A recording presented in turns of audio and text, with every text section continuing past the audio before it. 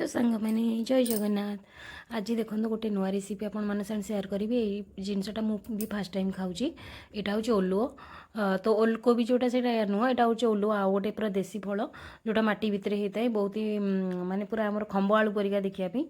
तो आपको आम फास्ट कौन कर सीझे देचे तादर कटकी धनिया पुदीना आउ हूँ आम भेसुआ पत्र कि आड कर देचु। यहाँ को भल भाव में आड कलापर आम यहाँ भल भाव में मिक्स करदे। मिक्स कलापर तादरे आम किछिटा बेसर बटा होगी रखाई बेसर को भी आड करदे। तादर अलरेडी आमर हल्दी पड़ जाइए तो हल्दी पड़ी बेसर बटा हो देखो ये आम बेसर को आड करुचु। बेसर को आड करके भल भाव में आम पूरा तार जी पानी अच्छी सब देदेबा कारण यहाँ को पानी पूरा भल सफिसीयंट देवा दरकार। तो जो कंसारे आम करूँ से पूरा फुल माने पूरा फुल कंसाटे पानी देले सेटा भल भाव में फुटी फुटिका किछिटा पानी मरिबो। पानी मरला पर तार भल भाव में टेस्ट आसो। ये देखो भल भाव में गोली देकरी तादरे टिके स्वाद अनुसार लुण दे दूचु। स्वाद अनुसार लुण देलापर तादर आम सोरिष तेल आड करदे। सोरिष तेलटा देले आर बहुत भल फ्लेवर आसी थाए बहुत भल टेस्ट भी होता है।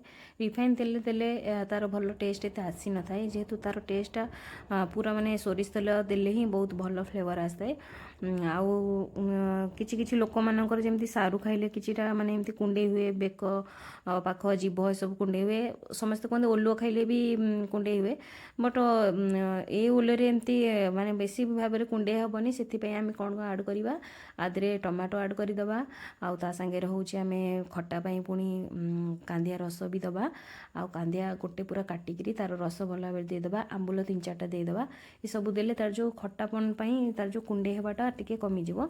तो ये आम टमाटो अलरेडी आड कर देचे भल भाव में गोलेदेबा। ये देखो कांदिया गोटे पूरा रस बाहा कराऊँगी ये रसटा को आम आदे आड करदे।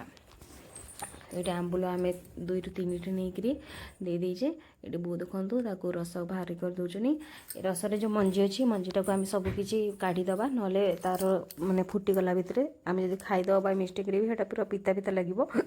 तो देखो यहाँ कांदियार रस पूरा बाहा कराई गोटे कांदियार हेले ही आमर हो बेसी खट्टापन आउ दरकार नहीं जेहेतु आंबुल आड़ हो टमाटो आड़ हो तो एतिक ही हो। तो आपण मैंने कमेंट्स जनइबे आपण मैंने केमती ओलुओर रेसिपी बनाती निहाती भाव में कमेंट्स जनइबे।